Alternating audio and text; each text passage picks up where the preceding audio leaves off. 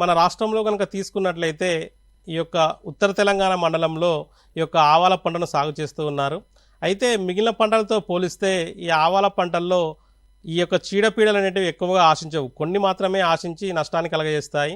ముఖ్యంగా అవి కూడా మనము తొలి దశలో కనుక గుర్తించినట్లయితే ఈ ఆవాల పంటను మనం సమర్థవంతంగా కాపాడుకోవచ్చు.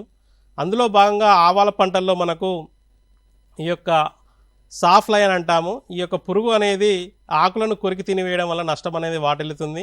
కావున ఈ పురుగు ఉధృతి కనుక గమనించినట్లయితే మనం సస్యరక్షణ చర్యలు చేపట్టాలి. అంతేకాకుండా ఇంకొక ప్రధానమైన పురుగు ఏమిటంటే పేనుబంక.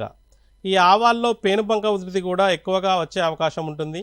ఇది పిల్ల మరియు పెద్ద పురుగులు రెండూ కూడా లేత కాండం పైన గుంపులు గుంపులుగా ఉండి గుచ్చి రసాన్ని పీల్చడం వలన ఈ చివరికి మొక్క అనేది ఎండిపోవడం కూడా మనము గమనించవచ్చు.